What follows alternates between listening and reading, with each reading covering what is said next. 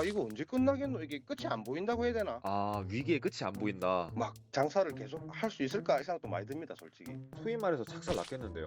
안녕하세요. 투자식가자 김PB입니다. 최근 자영업자의 폐업, 채무 불이행률이 IMF 이래 최악일 정도로 계속 급증하고 있습니다. 그리고 경제 구조상 중산층, 서민층인 자영업자의 붕괴는 결국 한국 경제의 종말로 이어지게 됩니다. 그 중에서도 현재 경상권 자영업자분들은 피눈물의 시간을 보내고 있습니다. 그래서 오늘은 부산 장사의 신으로 불리시는 맛집 사장님의 사연을 들어보도록 하겠습니다. 간단하게 자기소개 부탁드립니다. 아, 예, 안녕하십니까. 저는 부산에서 일본식 선술집 이자카야를 하고 있는 40대 후반이고 부산 장사의 신입니다. 아, 이거네. 혹시 예. 가게 운영하신 지 얼마나 되셨나요? 저 장사 경력은 총 25년이고요. 그다음에 지금 제일 오래 운영한 가게가 19년 됐습니다. 중간에 많이 할 때는 가게 한 4-5개도 했는데 지금은 현재 알찬 가게 2개만 운영 중입니다. 그중에 제일 오래된 게 19년 됐습니다. 와, 그러면은 이 부산 경기의 오르락 내리락을 다 보실 수 있었겠네요. 그렇죠. 저는 아무래도 옛날부터 쭉 해왔으니까 좀 남들보다는 좀 많이 느낍니다. 그런 거를. 그러면은 주변 상권에서 현재 가게가 좀 규모가 큰 편인가요? 아, 가게 사이즈는 지금 평수가 25평이거든요. 그냥 요런 이자카야 하기에는 그냥 중간 정도 사이즈입니다. 뭐 매출이나 뭐 마진 이런 거는 좀 괜찮으세요, 요새? 원래 매출 같은 경우는 25평에서 제가 최고로 찍은 매출이 6,500만 원이거든요. 그러고 저희 가게 같은 경우는 가게가 좀 오래되다 보니까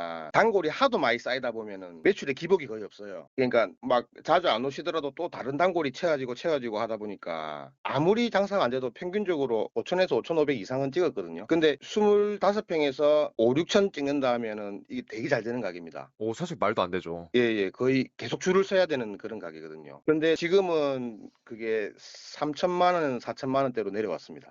이게 그러신 적이 없었던 건가요? 없었죠. 지금 한 3, 40% 빠진 거거든요, 이게. 그러면은 다른 가게들은 훨씬 더 분위기가 안 좋겠는데요? 안 좋죠. 그러니까 저 같은 경우는 작게 빠진 경우고요. 보통 좀 잘하는 가게들인데도 한 반토막 났고 반토막도 지금 선방하고 있는 가게들입니다. 가게고 와. 나머지는 이제 그 이하고. 아니 근데 뭐 잘 아시겠지만 예. 이게 자영업은 매출의 20-30%만 타격받아도 이게 남는 돈이 뭐 아예 없어질 수도 있잖아요, 가게 구조 따라서. 손익분기점이 좀 낮은 가게들도 있죠. 근데 이게 아무리 원가가 낮고 하더라도 매출이 막 그렇게 반토막 날 정도 되면 이제 많은 분들이 이익을 내는 정도가 아니라 손실이 나시는 상황이 될 것 같거든요, 웬만한 가게들이. 아, 맞죠. 거기서 더 내려가니까 이제 다 폐업을 하고 이제 이렇게 되는 겁니다. 그러면은 그 과거에 그래도 장사가 되게 잘 됐었는데 지금 매출이 상당히 많이 줄었다라고 말씀하셨잖아요. 예. 그러면 지금 요 근래에 이렇게 가게 돌아가시는 거 봤을 때 앞으로도 좀 매출이 줄 것 같으세요? 어떠세요? 더 줄어들 것 같습니다. 제가 볼 때는. 아, 그래요? 일단 제가 장사 25년 하면서 이렇게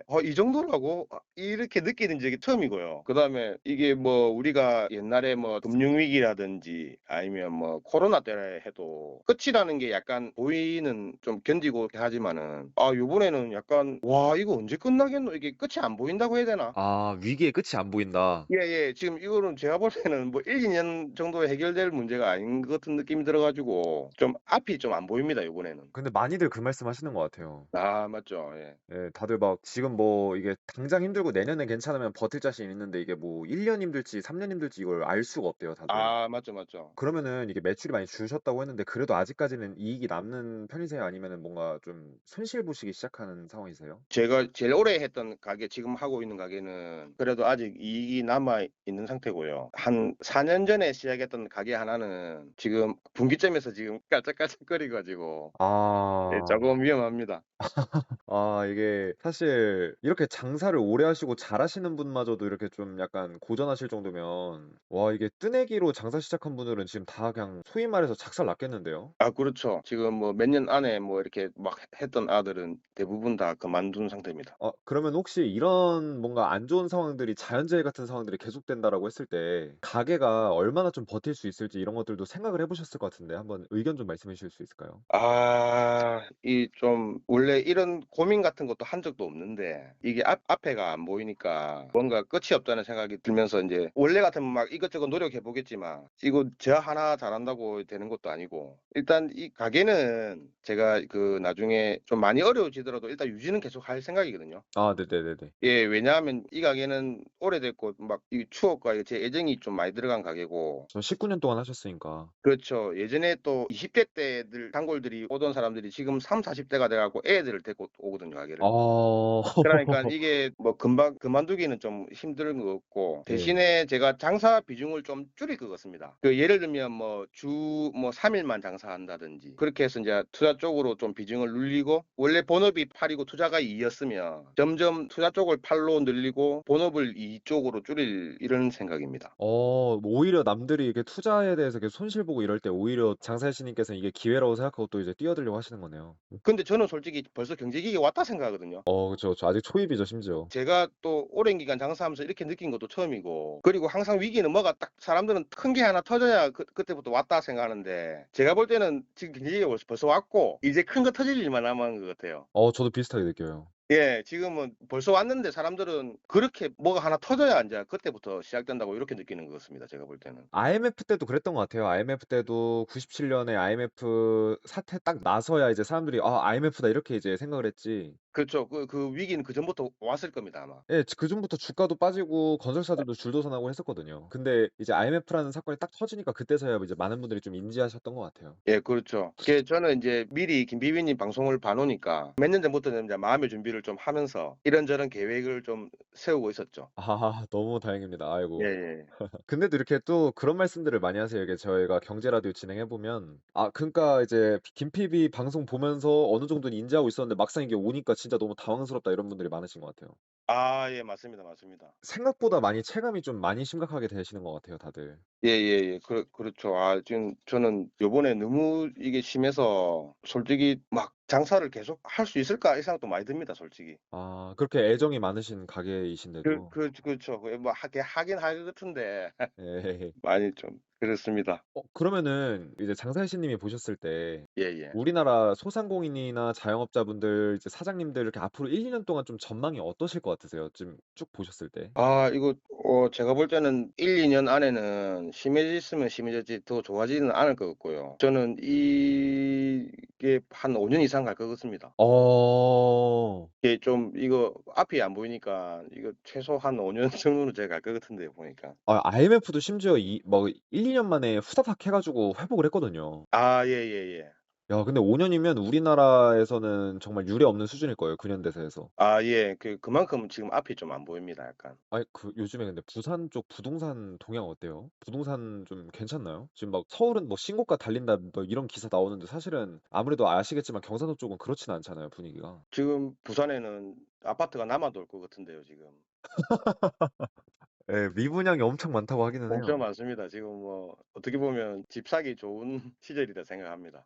아파트가 좀 많이 떨어졌다고 하던가요? 좀 이렇게. 많이 떨어졌습니다. 제가 사는 아파트도 지금 부산에서도 조금 나름 좀 이름 있는 아파트인데 제가 한참 최고 높았을 때 있다 아닙니까? 아파트 값이 그때 네네네. 코로나 터지기 전에 최고 높았었거든요. 그때 제가 지금 사는 데가 12억 정도 했거든요. 네네네. 지금 7억도 안 될 것 같은데 6억 한 반토막 딱 정하게 됐습니다, 지금.